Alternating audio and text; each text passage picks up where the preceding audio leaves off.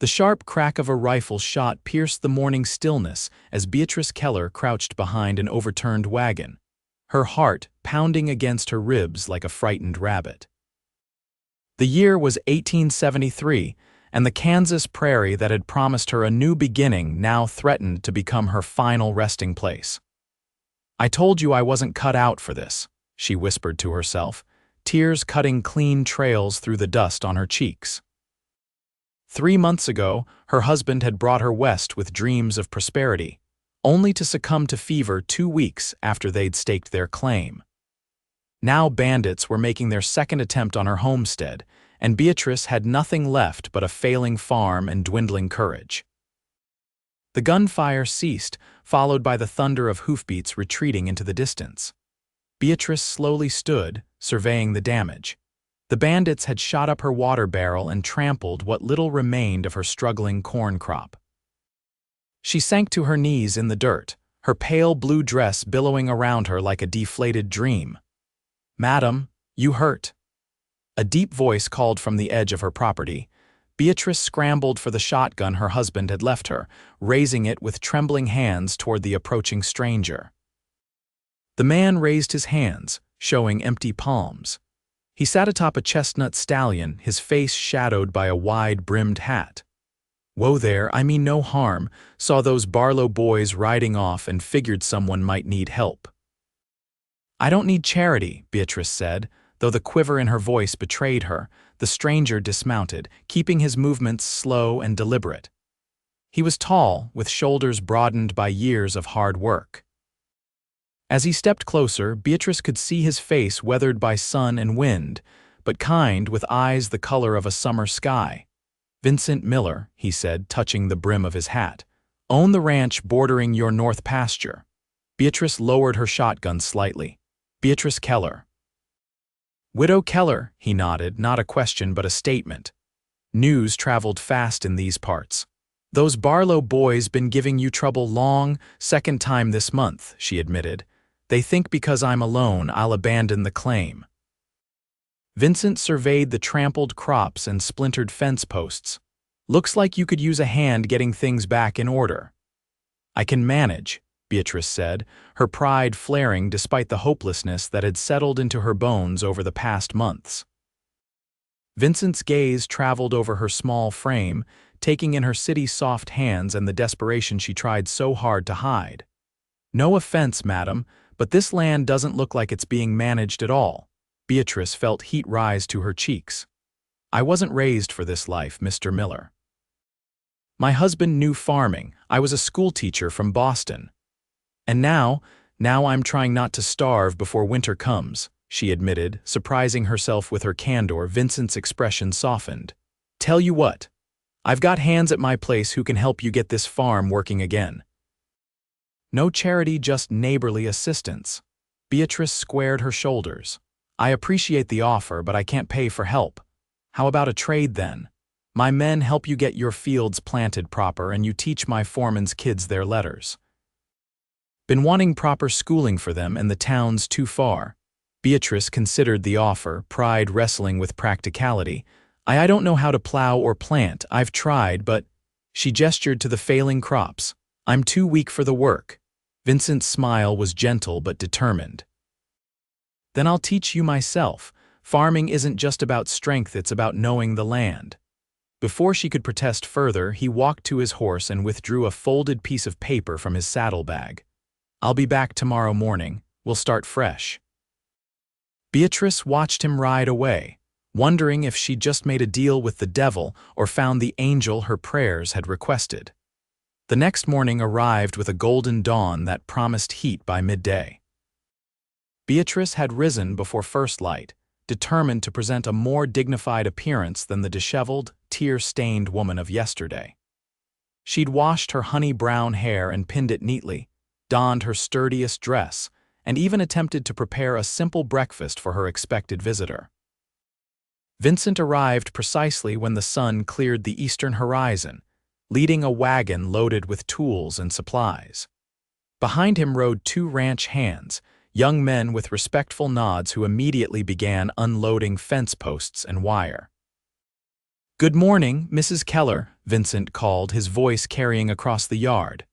"Mr. Miller," she acknowledged, stepping out onto her porch, "ready for your first day as a proper farmer?" He asked, a challenge in his eyes that stirred something forgotten in Beatrice's pride in her own capability. "I suppose I should change into trousers then?" she asked with a hint of sarcasm. Vincent chuckled. "That might make things easier, but it's not necessary for today's lesson." He reached into the back of the wagon and withdrew a small plow designed for a single operator. "We'll start with this." Beatrice eyed the implement skeptically. "You can't be serious. I told you, you said you were too weak," Vincent interrupted. "But have you ever tried with the right tools and proper technique?" She hadn't. Her husband had possessed only full-sized equipment meant for a man's strength or a team of horses, neither of which she could manage alone. Vincent approached, the smaller plow in his hands. "This was my mother's. She worked our family land in Illinois while my father was away in the war." Beatrice touched the worn wooden handles, surprised by the care evident in their smooth surfaces. "Your mother was a farmer." "She was a banker's daughter who married a farmer," Vincent corrected. "But she learned, just like you can." For the next hour, Vincent demonstrated how to guide the small plow, showing Beatrice how to use her body weight instead of just arm strength, how to read the soil and stones, how to work with the land rather than fighting against it. "Now you try," he said, stepping back. Beatrice hesitantly took the plow handles, expecting them to weigh her down immediately, but they didn't. Vincent positioned himself behind her, his hands covering hers. "Like this," he said softly, his breath warm against her ear as he guided her through the motion. "Let the earth tell you where it wants to break." Beatrice felt a strange connection to both the soil beneath her feet and the man whose strong arms encircled her without trapping her. Together, they carved a neat furrow across a small patch of earth that Vincent had selected for her first garden plot. "I'm doing it," she whispered in amazement as the earth parted smoothly before them. "You are," Vincent confirmed, and she could hear the smile in his voice without seeing his face. "Your hands were made for more than chalk and primers, Mrs. Keller." By midday, Beatrice had plowed an entire garden plot under Vincent's patient instruction. Her arms ached, but it was a satisfying pain, one accompanied by visible progress. The ranch hands had repaired her fence and were now working on her damaged water barrel. "Time for a rest," Vincent announced, producing a canteen of cool water. They sat in the shade of her small porch, watching as clouds gathered on the horizon, promising an afternoon shower. "Tell me about Boston," Vincent said, passing her a handkerchief to wipe her brow.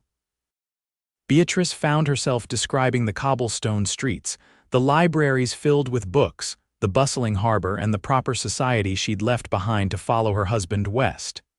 "You miss it?" Vincent asked. "Parts of it," she admitted. "The certainty of it all. Here, everything feels so."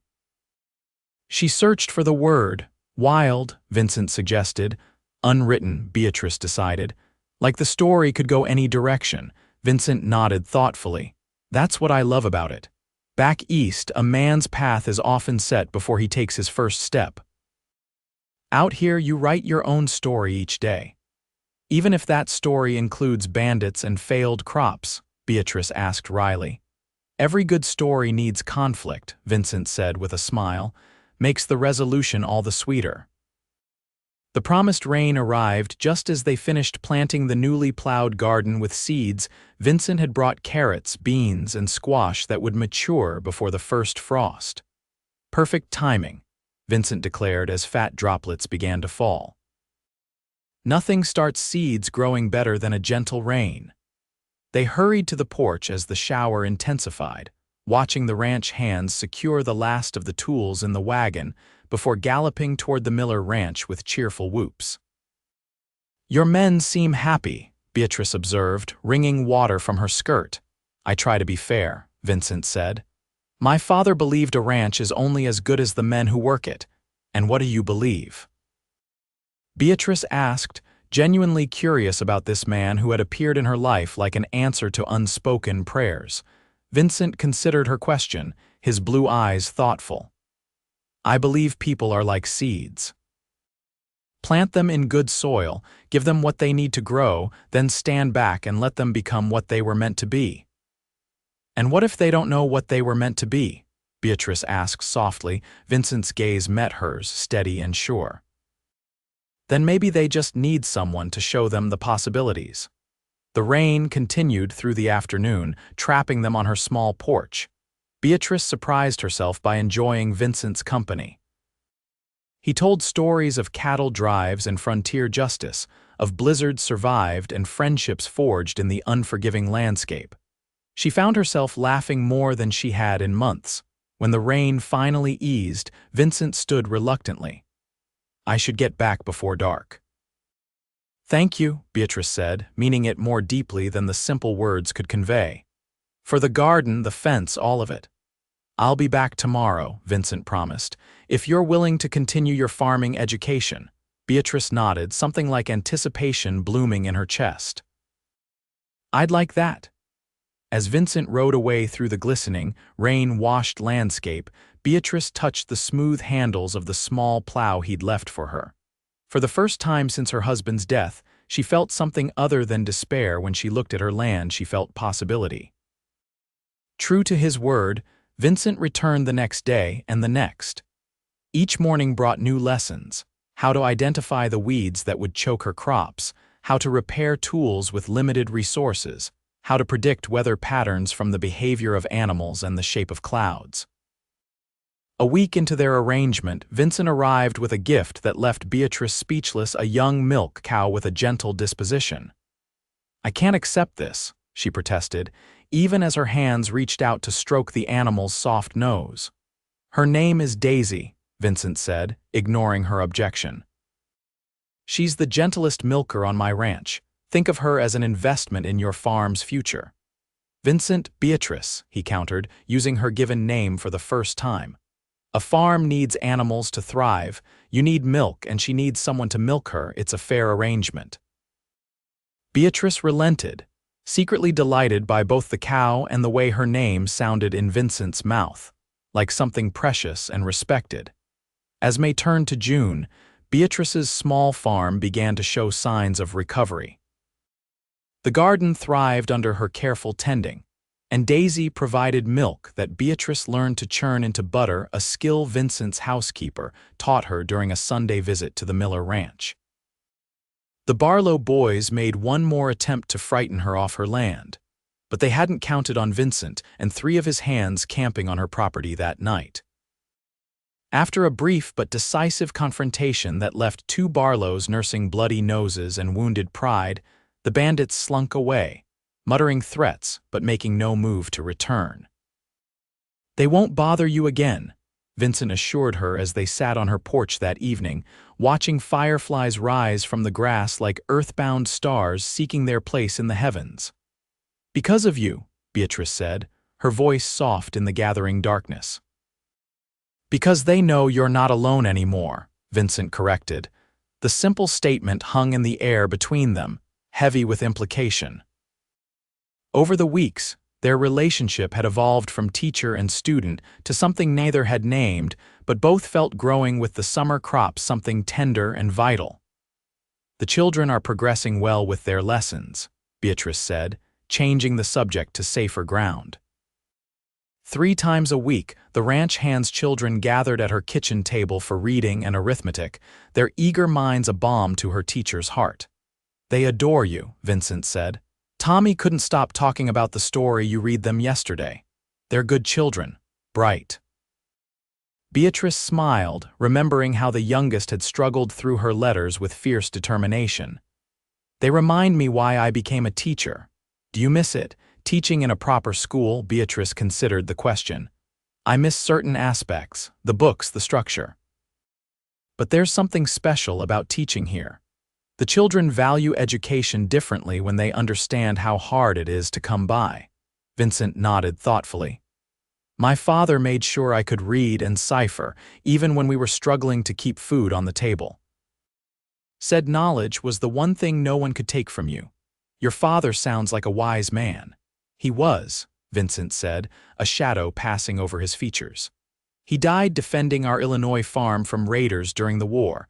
My mother held on for 2 more years before pneumonia took her. I came west with nothing but their lessons and determination. Beatrice reached out impulsively, her hand covering his. They would be proud of the man you've become. Vincent's fingers intertwined with hers, warm and calloused. I'd like to think so. The moment stretched between them, filled with unspoken words and growing affection. Finally, Vincent stood, reluctantly releasing her hand. It's getting late. I should head back. Beatrice nodded, though part of her wished he would stay, wished their evening conversations could extend into the night.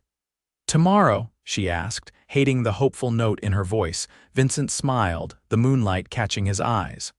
Always tomorrow, Beatrice. As June melded into July, Beatrice's farm continued its transformation. The garden yielded its first harvest tender green beans and crisp radishes that she proudly served to Vincent during his daily visits. The small Plow had become an extension of her own body, and she no longer feared the work that once seemed impossible. One sweltering afternoon, Vincent arrived with a new proposal. I want to help you plant wheat in your north field, he announced without preamble. Beatrice looked up from where she was weeding the garden, pushing a stray lock of hair from her flushed face. Wheat, Vincent, I can barely manage this garden. You're stronger than you think, Beatrice. I've watched you transform these past months. The garden was just the beginning. She stood, brushing dirt from her skirts. She'd taken to wearing a split-riding skirt that allowed more freedom of movement while still maintaining propriety, a compromise between practicality and the Boston sensibilities she couldn't quite abandon. I don't have the equipment for wheat farming, she pointed out. I do, Vincent countered. And I've got hands willing to help with the planting and eventual harvest, but the daily tending would be yours. Why? Beatrice asked, genuinely puzzled by his continued investment in her small farm. Vincent looked away, his profile strong against the summer sky. Because I believe in this land, and I believe in you. The simple statement touched something deep within Beatrice, a place that had been dormant since her husband's death. It wasn't just pride or determination Vincent sparked in her, it was hope. All right, she agreed. Teach me about wheat farming. The weeks that followed brought new challenges and triumphs. The wheat field required different knowledge and techniques than the garden plot. Vincent was patient but exacting, pushing Beatrice beyond what she thought possible. One particularly difficult day, after hours struggling with a technique for checking the developing wheat heads for disease, Beatrice threw down her tools in frustration. I can't do this, Vincent. I'm not a farmer, I never will be. I was a schoolteacher, for heaven's sake. Vincent didn't rush to contradict her. Instead, he sat beside her on the ground, his steady presence calming despite her agitation. My mother said something similar once, he said quietly. After my father died, when the farm was failing and I was too young to be much help, I found her crying in the fields one morning. Beatrice brushed away angry tears, listening. She told me she wasn't meant for farming life, that she'd never succeed without my father. Vincent picked up a handful of soil, letting it filter through his fingers. The next day, I found her in that same field, but she wasn't crying. She was studying a book about crop rotation that she'd borrowed from a neighbor. What changed? Beatrice asked. She said she realized something during the night, that failing at something new doesn't mean you're weak, it means you're learning. Vincent turned to face Beatrice directly. You're not failing, Beatrice. You're learning. There's a world of difference. His words penetrated her frustration, settling into her heart with the weight of truth. Your mother sounds remarkable. She was, Vincent agreed. You remind me of her sometimes, the determination, the intelligence. He paused, a flush creeping up his neck that had nothing to do with the summer heat. But you're entirely your own woman, Beatrice Keller, and that's what makes you special. The almost confession hung between them, disrupted only by the drone of cicadas in the nearby trees. Beatrice felt her heart quicken, wondering if Vincent could hear its betraying rhythm. I should get back to my lesson, she said softly. Vincent nodded, helping her to her feet with a gentle hand that lingered perhaps a moment longer than necessary. "From the beginning," he instructed, his voice a touch hoarser than usual. By early August, Beatrice's transformation was evident to anyone who visited the Keller farm. The garden flourished, providing vegetables for her table and extra to trade in town. Daisy the cow had been joined by 3 chickens, gifts from Vincent's housekeeper, who had become a friend and mentor in domestic arts Beatrice had never mastered in Boston. The wheat field, though small by commercial standards, promised a decent first harvest. Vincent had arranged for his hands to help when the time came, ensuring Beatrice would have grain to sell and seed for the following year. Most remarkably, Beatrice herself had changed.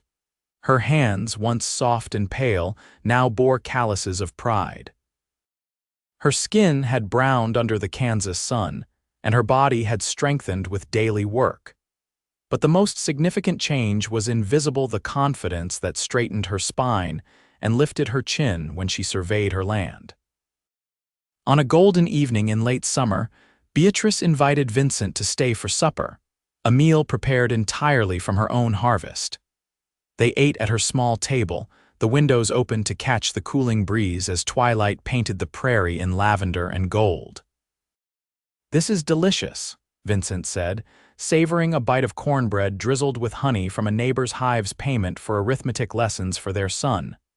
"Thank you," Beatrice replied, pleased by his appreciation, "though the honey is Mrs. Peterson's contribution." "You've become quite the trader," Vincent observed with a smile.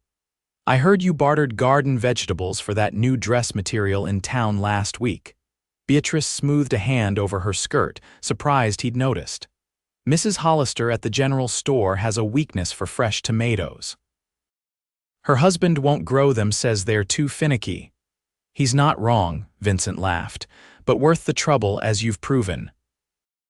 After supper, they moved to the porch as had become their custom, watching darkness claim the land while fireflies performed their nightly dance among the wheat stalks.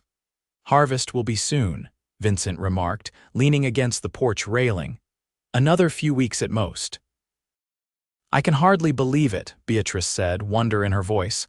"When you first came here, I was ready to give up." "But you didn't," Vincent pointed out. "You were stronger than you knew." "Because you showed me how to be," Beatrice said softly. "You put that plow in my hands when I thought I couldn't possibly manage." Vincent turned to face her, his expression serious in the fading light. "I only showed you the way, Beatrice. The strength was always yours." "Perhaps," she conceded, "but I wouldn't have discovered it without you." Vincent stepped closer, his usual confidence seemingly replaced by uncharacteristic hesitation. "Beatrice, there's something I've been wanting to say to you." Her heart fluttered against her ribs. "Yes. These past months, watching you transform this land, seeing your determination." He paused, searching for words. "You've changed me too." "I have," Beatrice whispered. Vincent nodded, reaching for her hand, his touch gentle despite his strength. "Before I met you, I was content with my ranch, my work. I didn't realize something was missing until you appeared." Beatrice's breath caught as Vincent's fingers traced a pattern on her palm. "What was missing?" she asked, though part of her already knew the answer. "A partner," Vincent said simply. "Someone to share the sunrises and sunsets. Someone who understands that this land demands everything but gives back even more." His blue eyes met hers, vulnerable yet determined. "Someone like you." Beatrice felt tears gathering, but they were different from the desperate ones she'd shed the day they met. These were born of joy, of recognition. "Vincent, I know it might be too soon," he continued quickly. "Your husband hasn't been gone a year, but I wanted you to know my feelings, to know that whenever you're ready, if you're ever ready, I'll be here." Beatrice reached up, her hand touching his weathered cheek. "My husband brought me west chasing a dream that wasn't mine," she said softly. "I tried to love this land for his sake, but I couldn't see its beauty through my fear." Her fingers traced the line of Vincent's jaw. "You taught me to see with different eyes, to find my own connection to this place." Vincent covered her hand with his own.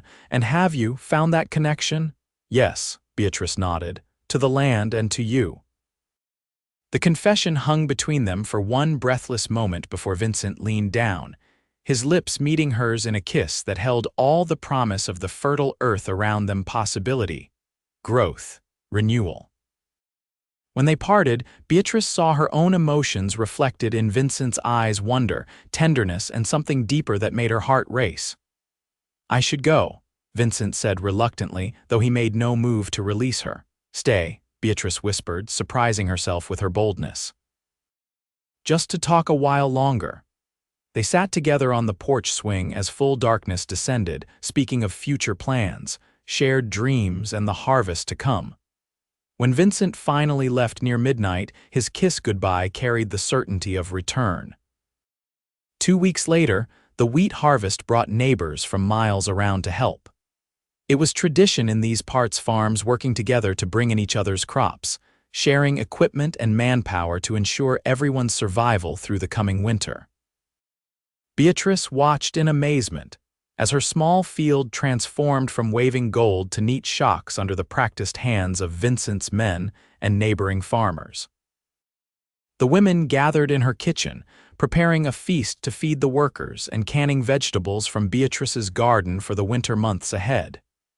"You've done well for yourself, Widow Keller," Mrs. Peterson commented as they worked side by side.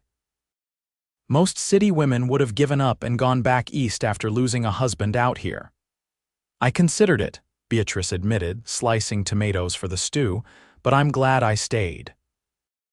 Mrs. Peterson's knowing smile suggested she understood exactly why, her eyes darting meaningfully toward the window where Vincent could be seen directing the harvest operations.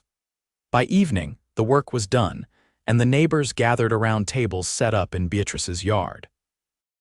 Lanterns cast a golden glow over the celebration as fiddles were produced, and impromptu dancing began on the packed earth near the barn.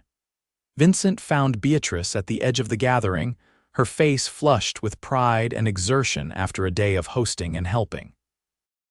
"Your first harvest," he said, offering her a cup of cider. "How does it feel?" "Miraculous," Beatrice answered honestly. "Like watching a story unfold that I never thought could be mine." Vincent's smile was tender.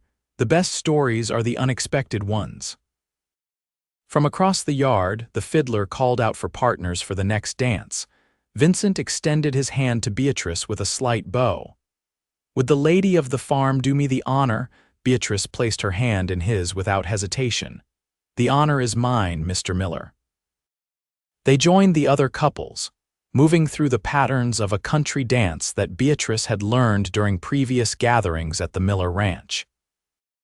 As they circled and spun, Beatrice caught the approving glances of neighbors, the knowing smiles of women who had watched their courtship unfold over the summer months. When the music slowed, Vincent drew her closer than propriety strictly allowed, his voice low in her ear. "I have something to ask you, Beatrice Keller." Her pulse quickened. "Then ask." Vincent led her away from the dancing, toward the edge of her wheat field where they could speak privately beneath the star-scattered sky. "These past months have been the happiest of my life," he began, taking both her hands in his. "Watching you grow into this land, seeing your strength emerge, it's been like witnessing a miracle." Beatrice squeezed his fingers, emotion tightening her throat. "I know proper courting takes time," Vincent continued. "And if you need more of it, I'll wait, but I also know life out here is uncertain. Tomorrow is promised to no one." He released one of her hands to reach into his pocket, withdrawing a small object that glinted in the moonlight. "This was my mother's," he explained, holding up a simple gold band set with a small pearl. "She would have liked you, Beatrice, would have admired your courage." Beatrice felt tears gathering as Vincent knelt before her, the gesture formal and touching despite their dusty surroundings. "Beatrice Keller, would you do me the honor of becoming my wife? Of joining our lands and our lives? Of facing whatever comes, good harvests and bad, rain and drought, joy and sorrow together?" Beatrice looked down at this man who had taught her to believe in her own strength, who had put a plow in her hands when she thought herself too weak, who had seen possibility where she had seen only failure. "Yes," she whispered, then louder. "Yes, Vincent Miller, I will."